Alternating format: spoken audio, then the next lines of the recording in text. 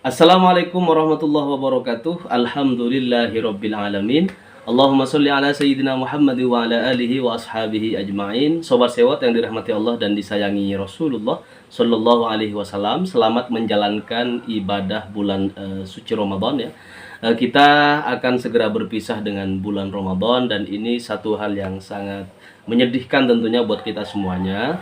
Semoga Allah Subhanahu wa taala mengampuni dosa-dosa umat muslim di seluruh dunia di bulan suci Ramadan tahun ini, dan semoga kita bisa disampaikan lagi oleh Allah di bulan suci Ramadan tahun depan. Allahumma sholli ala Muhammad wa ala ali sayyidina Muhammad. Sobat sewot, Hakim Konstitusi Arif Hidayat meminta Dewan Kehormatan Penyelenggara Pemilu atau DKPP ya memberi ultimatum kepada Ketua KPU Hasyim Asy'ari ya, dan seluruh jajarannya ya, agar diberhentikan dari jabatannya jika kembali melakukan pelanggaran terkait pelanggaran pemilu ya, pelanggaran etik ya. Nah, itu disampaikan Sobat Sewot dalam sidang sengketa hasil pemilu presiden 2024 di Mahkamah Konstitusi pada hari Jumat tanggal 5 April 2024 kemarin ya. Nah, usulan tersebut disampaikan lantaran DKPP sudah beberapa kali menyatakan bahwa komisioner KPU atau Hasyim Asy'ari ini melanggar etik. Namun sanksi yang dijatuhkan hanya berupa peringatan keras, peringatan soft, peringatan lembut, peringatan keras lagi, kapan gitu kan dipecatnya gitu. Nah, makanya kemudian berdasarkan catatan DKPP ya, Ketua KPU Hasyim Asy'ari pernah dijatuhi sanksi peringatan keras itu sebanyak 3 kali Sobat Sewot. Peringatan keras, peringatan keras, peringatan keras. Ditambah peringatan keras ditambah peringatan keras mestinya sangat keras. Ditambah lagi satu lagi peringatan keras ya, benar-benar keras dan harus diberhentikan gitu. Nah, Hakim Mahkamah Konstitusi Bapak Yang Mulia Arif Hidayat gitu meminta penjelasan Ketua DKPP Hedi Lugito ya soal pelanggaran etik yang dilakukan oleh anggota Komisi Pemilihan Umum, khususnya terkait dengan sanksi yang diberikan. Nah, Arif kemudian Sobat Sewot memberikan teguran ya, dengan mengatakan harusnya DKPP sebagai badan yang berwenang menindak pelanggaran etika penyelenggara pemilu untuk tegas gitu. Bukan hanya sekedar teguran aja, teguran lagi gitu. Nah, sebelumnya seluruh komisioner KPU dijatuhi sanksi peringatan keras imbas pendaftaran Gibran Rakabuming Raka sebagai salah satu peserta dalam Pilpres 2024. Ya, itu udah ditegur nih KPU gitu gara-gara meloloskan Gibran gitu. Jadi di KPP ada catatannya di situ Sobat Sewot biar enggak. Nah, adapun Ketua KPU Hasyim Asy'ari sudah 2 kali pada saat itu ya mendapatkan teguran peringatan keras. Nah, terakhir gitu.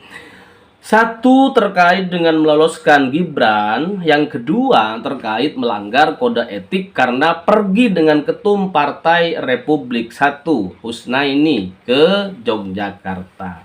Hasnaini ya ke Jakarta. Nah, selain itu Sobat Sewot, Ketua KPU juga pernah disanksi teguran keras terkait pencalonan Irman Gusman sebagai calon DPD pada pemilu 2024 daerah pemilihan atau Dapil Sumatera Barat ya.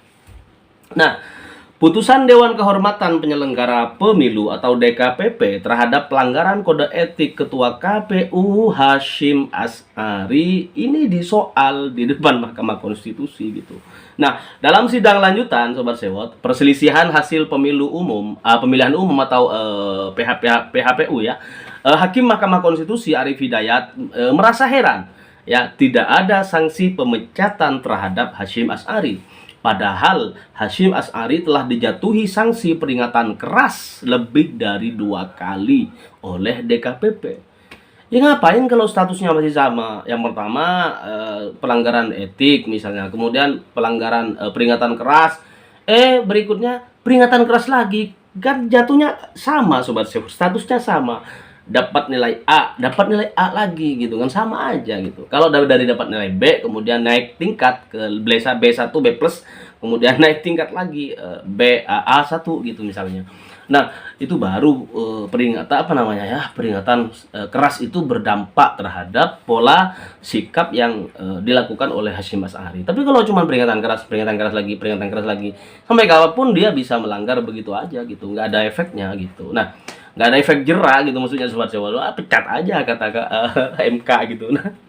Nah, sementara itu Sobat Sewot ya, ketua DKPP Pak Hedi Lugito gitu ya, ini merespon normatif gitu dengan menjelaskan tentang kewenangan DKPP dan tata cara pemberian sanksi kepada teradu dalam satu aduan gitu. Nah, Hedi mengklaim gitu bahwa penetapan sanksi pemberhentian terhadap Hasyim Asy'ari itu tidak serta-merta diterapkan gitu. Karena menurut dia gitu, terdapat pertimbangan yang harus dipakai untuk menerapkan sanksi pemberhentian. Coba jelasin dong kepada masyarakat gitu. Pertimbangan macam apa gitu ya? Atau pertimbangan seperti apa yang kemudian mengharuskan ya ketua DKPP mengesampingkan sanksi yang lebih berat terhadap Hasyim Asy'ari, saksi pemberhentian gitu. Apa jangan-jangan di calling oleh Istana Negara misalnya, atau dugaan lain yang malah sebenarnya ini justru hanya akan memperkeruh suasana. Nah, di bulan suci Ramadan ini semoga sekali lagi kita puasanya diterima oleh Allah Subhanahu wa taala.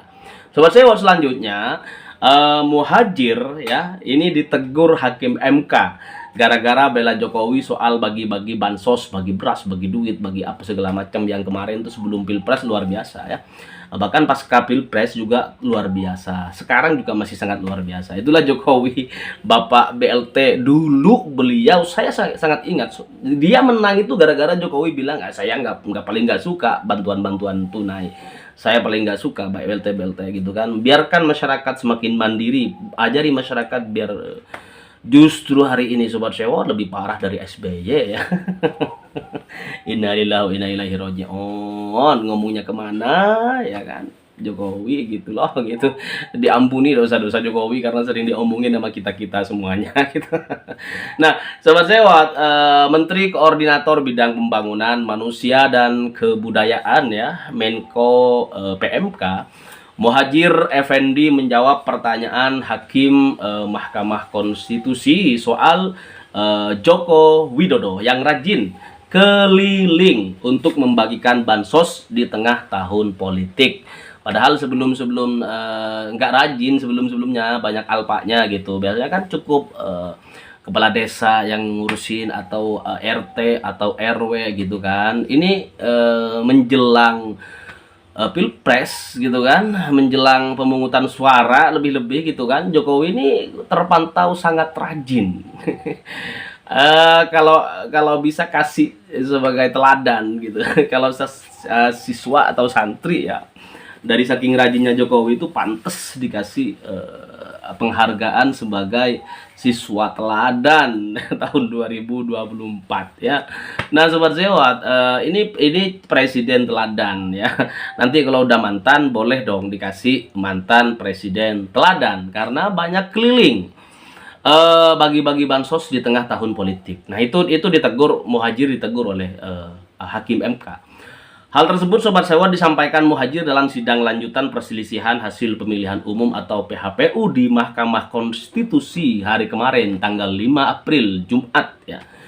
Menurut Muhadjir, Sobat Sewot, kunjungan Jokowi ke sejumlah daerah ini bukan sekedar membagikan bansos. Berarti bener dong ngasih bansos, iya kan? Jadi kalau ada kata bukan sekedar membagikan bansos, berarti ngasih bansos itu bener, bagi-bagi bansos itu ada, nyata gitu. Nah, lalu apa selain membagikan bansos gitu kan? Di tahun terakhirnya menjabat sebagai kepala negara, ya kata Muhadjir, biasa anak buah ya pasti demen sama bosnya gitu. Jokowi ingin memastikan semua program strategis nasional, tidak ada yang mangkrak. Apaan? Banyak banget yang mangkrak ya. Ya kalau cuman bansos mah ya nggak bakalan mangkrak karena sudah ada nama-namanya. Ya, bahkan kalau di kampung kadang-kadang di pedalaman itu yang udah meninggal ya, udah nggak ada orangnya, masih aja terdaftar sebagai apa ya, pihak penerima ya, penerima bantuan sosial bansos gitu. Nah itu negara enak banget kalau urusan bansos gitu ya, pasti terserap kalau urusan bansos ya. Memastikan program strategis tidak ada yang mangkrak, nggak bakalan mangkrak kalau urusan begitu. Orang mati aja jampe gitu ya, nyampe di desa entah kemana, orangnya udah meninggal di RW ini, RT ini misalnya. Tetapi sekali lagi bahwa nggak ada kata mangkrak kalau urusan bansos ya. Jokowi mah ya, pernyataan Muhajir itu Sobat Sewot lantas membuat hakim langsung membuat dirinya langsung ditegur oleh ketua MK yang mulia Soehartoyo gitu, yang mengingatkan bahwa Muhajir tidak boleh berpendapat, nggak boleh berpendapat. Ya, jadi Muhajir ternyata sisi apa, titipan barangkali ya. Kehadirannya ke MK itu barangkali memang sudah dikasih pesan. Kamu nanti ngomongin saya ya, bahwa baik-baikin saya gitu. Sama Presiden Konoha begitu ya. Teman sewot. Nanti kamu ngomong saya top, saya begini. Saya kalau ke barat tujuannya ini, ke timur tujuannya ini, nggak harus wah pokoknya positif-positifin lah gitu kan.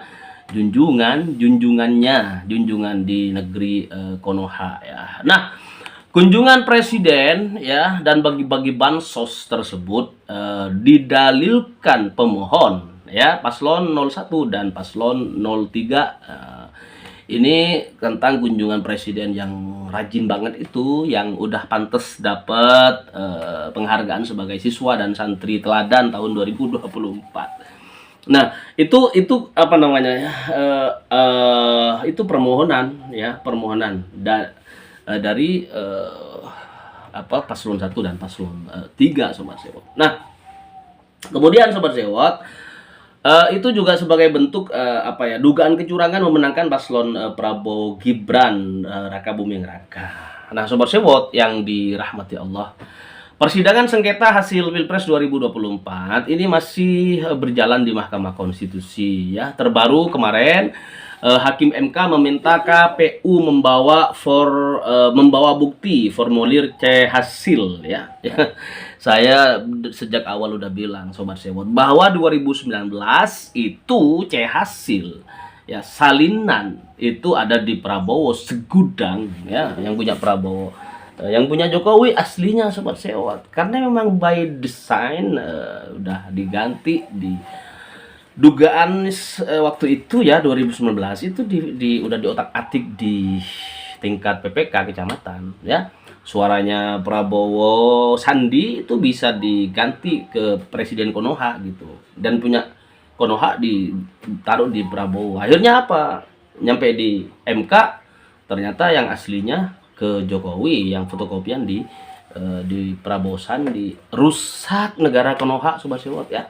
Nah, permintaan tersebut Sobat Sewot disampaikan oleh Hakim MK Saldi Isra. Nah, ini Saldi Isra ini kayak titipan ya, kalau nggak salah. Deket banget sama istana. Jadi boleh dong masyarakat sedikit berpikir agak kritis gitu, bahwa kemarin ini ada informasi bahwa MK sudah kesusupan sosok misterius. Awalnya di DPR, kemudian digadang-gadang akan tapi sudah kemarin ikut sidang ya. Ini bahaya Sobat Sewot. Ini bisa bawa amunisi nih. Nah, Saldi Isra ya menanggapi dugaan kejanggalan Sirekap yang diungkapkan saksi dari paslon 1 Anies Baswedan dan Muhaimin Iskandar. Berita mengenai perintah MK agar KPU membawa formulir C1 ini seakan membawa angin segar ya bagi kubu 01, 03, 02, lebih-lebih 02 barangkali ya. Karena formulir C1 inilah nanti yang akan jadi rujukan pengambilan keputusan akhir oleh Mahkamah Konstitusi seperti kejadian tahun 2019.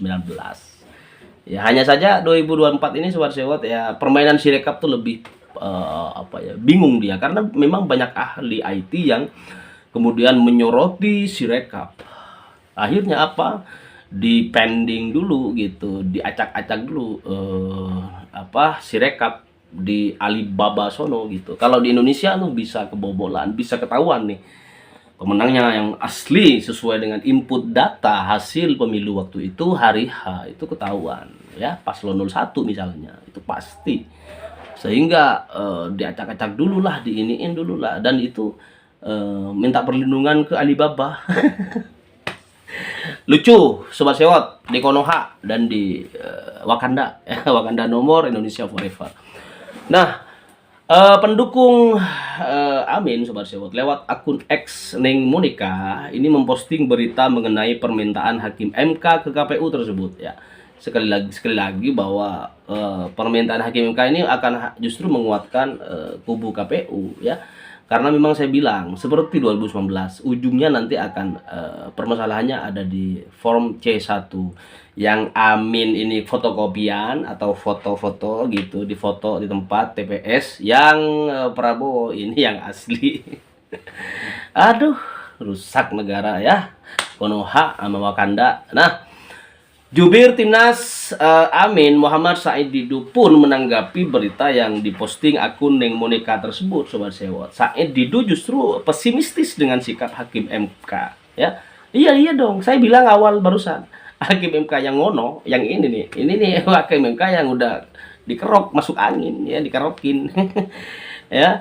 Aduh ya Allah, astagfirullahaladzim. Tapi tetap kita berdoa kepada Allah Subhanahu wa taala, semoga di bulan suci Ramadan ini yang sudah sangat akhir ya, semoga masih hakim-hakim MK ini mendapatkan hidayah dari Allah dan kita semuanya ya. Kalau kemarin di awal Ramadan nggak dapat hidayah, semoga di pertengahan dapat hidayah. Kalau di pertengahan bulan Ramadan hakim-hakim MK masih suka masuk angin, semoga di akhir Ramadan yang sudah bersisa 3 hari 4 hari ke depan ini oleh Allah Subhanahu wa taala benar-benar dikasih sugesti hidayah yang ngetop gitu, sehingga hakim MK bisa berlaku adil dalam memutuskan hasil akhir sidang sengketa Pilpres 2024. Nah, Sobat Sewot yang dirahmati Allah, menurut Said Didu ya, hal itu sudah jadi kebiasaan hakim MK ya, karena pada ujungnya putusan MK itu mengalahkan penggugat, gitu aja sebenarnya ya. Kalau ada satu ya yang masuk angin. Nah, pernyataan yang dilontarkan Said Didu ini berkaca pada pengalaman beliau menjadi saksi ahli di MK pada sengketa Pilpres 2019. Saat itu Sobat Sewot mengaku membela Prabowo Subianto dan Sandiaga Uno.